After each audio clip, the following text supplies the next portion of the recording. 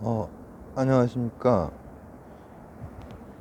어, 오늘 그, 뭘 조금 공부를 하고 있냐면은, 제가 전에, 어, 이제 4차 산업혁명 그 시기에 비트와 아톰의 결합, 이런 얘기를 하면서,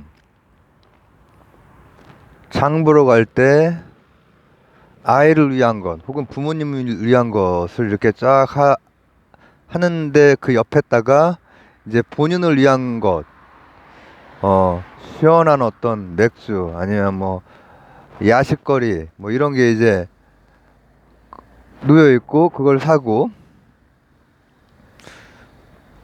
근데 이제 그런 것들이 다 이제 이를테면은 데이터화 돼서 아마존이 됐건 쿠팡이 됐건 그 구입 각각 개개인의 그 구입했던 것 데이터가 돼서 이제 어 미리 이제 서비스를 하려고 하는 그런 개념으로 이제 좀 나아가고 있다 뭐 이런 얘기를 한 적이 있죠. 거의 한 봄 뭐 그쯤에. 근데 이제 그거랑 관련해서 자연어 처리에 대해서 이제 뭐 이제 같이 거의 쌍으로 붙어 다니는 것들, 왜 기저귀하고 맥주는 쌍으로 그렇게 많이 붙어 다니느냐. 그리고 이제 어떤 자연어 처리를 통해서 뭔가 음, 질병 같은 것, 그 전염병이 돌 때도 이제 그런 검색, 그래서 그런 트렌드를 통해서 뭐 알 수가 있다. 의 자연어에 대해서 쭉 공부를 하고 있어요. 자연어를 이 알고리즘은 어떻게 처리를 하느냐. 기본적으로는 빈도를 어떤 식으로 계산하느냐가 이제 어, 구글이 됐건 네이버가 됐건 이제 하는 알고리즘이 있겠죠. 근데 그거를 제가 뭐 본 건 아니고 가장 기본적인 거. 빈도가 많이 나오는 게 일단 중요한 자연어 처리를 해야 되잖아요. 그러면은 이제 빈도가 많이 나오는 게 중요할 가능성이 많죠. 그리고 뭐 같이 엮여서 나오는 것이 있을 수 있고 또 어, 이런 것도 계산을 해야 돼요. 역, 역수 계산도 해야 돼요. 그런 거는 이제 프리퀀시는 프리퀀시인데 그 인버스 반대로 계산을 하는 거 뭐냐면은 상투와 같은 거죠. 그러니까 말이죠. 뭐 이런 거 있잖아요. 그니까 말이죠. 이런 거라든지 뭐 우리나라 말에도 그런 토시들이 많이 있고 영어에서도 계속 등장하는 is 뭐 이런 것들 있을 수 있고 이런 것들은 또 다른 그 알고리즘 내에서 그 역수 처리하는 그 알고리즘이 있어요. 제가 지금 오늘 하려고 하는 말은 뭐냐면은 이제 그때 그런 자연어 처리에 대해서 알고리즘적인 것까지 막 얘기하는 건 아니거든요. 어쨌든 빈도가 중요하다 그 정도까지 얘기했죠. 빈도가 중요하다는 건 빈도가 많을수록 무조건 중요하다가 아니라 방금 말했듯이 상투어는 빼야 되는 거고 그리고 같이 엮이는 것들 이런 것들 봐야 되는 거고. 근데 그 로봇 저널리즘이라는 게 있어요. 로봇 저널리즘. 그리고 그런 것들이 우리나라가 지금 이제 그래도 세계적인 그런 추세에서 IT 같은 경우에 뭐 이렇게 멀리 떨어져 있는 나라가 아니기 때문에 기본적으로 어떤 면에선 치고 나갔던 나라잖아요. 그래서 그런 거에 대한 거를 좀 한번 간단하게나마 한번 여기다 남겨보려고 합니다. 로봇 저널리즘. 로봇이 저널을 쓴다는 거야. 저널리스트가 된다는 거야. 가능할 것 같아요? 불가능할 것 같아요? 가능하죠. 가능하고 지금 실제로 쓰이고 있고. 근데 이제 그런 자연어 처리 그걸 보다가 그런 걸 공부를 하다가 또 이제 그거에 대해서 어쨌든 기술적인 변화가 있으면은 그걸 막 따라간 또 인문적인 또 철학적인 이런 것들이 막 그걸 뒤쫓아가면서 이제 그거에 대해서 막 분석을 하고 막 하거든요. 그럼 이제 그거에 대해서는 예를 들면은 어 그런 과학이나 기술에 대해서도 뭐랄까 본질적인 걸 좀 파악을 하고 또 인문적인 그런 연구자 뭐 그런 철학자라든지 그런 도덕 철학자들이 이제 그런 걸 많이 해요. 자율주행에 대해서도 이제 법적으로 어떻게 해야 되느냐, 그리고 저널리즘에 대해서도 윤리적인 문제를 어떻게 해야 되느냐, 그런 연구들이 이제 뭐 최근에 이제 꽤 있거든요. 그래서 그런 거를 좀 봤어요. 봤는데 이제 그런 거에 대한 소개라든지 기분이 되는 것 조금 남기고 제 생각을 좀 여기다 붙이려고요. 제 생각은 그 알고리즘은 이미 튜링 때 알고리즘은 메타적인 결정을 못 해요. 그렇기 때문에 로봇 저널리즘이 쓸 수 있는 것은 쓰긴 쓰지. 쓰긴 쓰는데 어떤 걸 쓰냐면은 가만 생각해 보면은 예측에 관련된 정형화된 기사만 쓰는 거예요. 예측에 관련된 변동이 거의 뭐랄까 경향성을 가지고 있는 것에 대한 것이라든지 아니면 반복이 계속 일어나는 거. 그래서 스포츠, 주식, 뭐 어떤 또 치- 재난 상황 이런 거에 대한 것은 예측이나 이런 것을 통해서 다소 중립적으로 이렇게 써나가는 거예요. 그런 건 지금도 하고 있거든요. 그리고 그런 거는 인간보다 잘해요. 어떤 면으로는 뭐냐면은 인간은 그 데이터 하나하나 수집할 때 이 사람이 요거 가지고 이제 하는 거 아니에요. 근데 걔들은 텍스트 마이닝을 하거든요.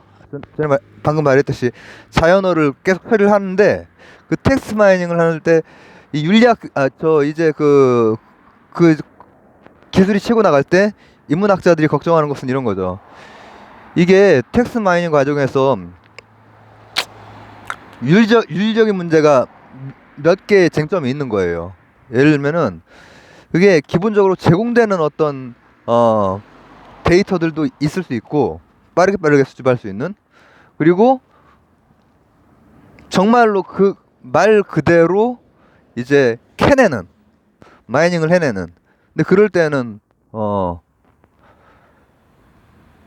사생활 침해적인 우려가 있고 그리고 뭐 그런 문제가 또 하나가 있고 그리고 이제 지금은 그런 예측에 가까운 것들 거의 건조한 이미 딱 정해져 있는 틀에 뭐가 어떻고 저렇다 이렇게 예측된다 뭐 날씨 예측 같은 것도 그렇고 이런 것들 위주인데 이것이 이제 앞으로 어떻게 될지 정확히 예측은 할 수가 없단 말이죠. 약간의 발상의 전환이나 혁신으로 되게 다양한 곳에서 저널리즘이 쓸 수가 있는데 이제 그런 게 걱정이 되는 거예요. 근데 제 개인적인 생각에는 개인적인 제가 얘기했던 원래 이제 이 컴퓨터는 이제 수학적인 그런 아이디어에서 나온 거니까 근데 수학적으로 그런 알고리즘이 메타적인 알고리즘을 결정하지 못하거든. 메타 수준에서 하지 못하거든요. 그러니까 그 알고리즘 내에서 예측적인 기사는 인간보다 훨씬 더 많은 데이터 마이닝을 하고 자연어 처리를 해서 인간도 많이 틀리고 이 로봇 저널리즘도 틀릴 수 있지. 하지만은 충분히 가능해. 빈도 계산 그리고 빈도의 역계산 이렇게 하면서 그리고 의미까지 하면은 나름대로 추천 시스템, AI적인 추천 시스템 이런 쪽이 가능하기 때문에 그런 식의 기사는 나올 수가 있지. 근데 그 알고리즘을 짜는 게 누구냐 이거지. 짜는 게 이제 그 IT 하는 이제 기업, IT 기업의 전문가들이 알고리즘을 짜잖아요. 그러니까 로봇이 막 이상한 그 폐륜적인 뭐를 할까봐 걱정할 게 아니라 결국은 그 만약에 알고리즘적으로 문제가 되는 윤리적인 문제가 되는 기사가 나오 기사적으로 이제 데이터 이제 그 정보 수집 이 문제는 좀 제껴놓고 그건 적절하게 잘 막아야겠죠. 이제 사적인 것까지 이제 그 캐낼 수 있는 그런 이제 그런 것들이 이제 어쨌든 조금 어 그런 문제들이 있는데 근데 그 외에 아주 막 정치색이 있고 막 그 뭐라고 하면 좋을까 뭔가를 선동하고 뭔가를 조작하고 뭔가를 어떤 방향으로 유도하고 이런 것을 알고리즘 자체가 그 해낸다고 하는 것은 알고리즘이 그런 메타 결정을 하지 못한다는 거예요. 그 메타 결정을 하는 것은 그 알고리즘 위에 있는 사람이라는 거지, 사람. 그래서 오늘은 로봇 저널리즘에 대해서 이거 좀 짤막 영상이네요. 왜냐면 자연어 처리 그 과정을 보니까 이게 예측에서는 확실히 많이 쓰일 것 같고 지금 쓰이고 있는 방향보다 더 많이 근데 그 과정에서 윤리적 문제로 이제 막 그 철학자들은 골머리를 앓는 거야. 근데 거기에서 조금 더 나아가서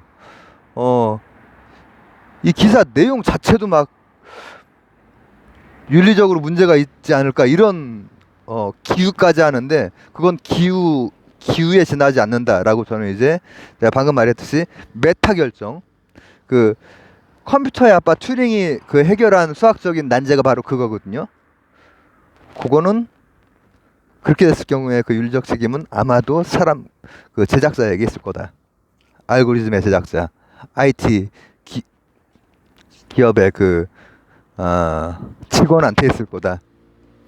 근데 생각보다는 그 자연어 조합이라든지 이런 것들이 어떤 식으로 창발적으로 갈지 모르기 때문에 그 뉴스 기사도 단순히 그런 예측뿐 아니라 되게 다양한 것들이 나올 수는 있고 가치적으로 그 윤리학자들이 걱정하는 것 같은 방향은 아니라도 다양한 것들 우리가 생각지 못하는 방향으로 나올 수 있고 그리고 정말 맞춤형 기사랄까?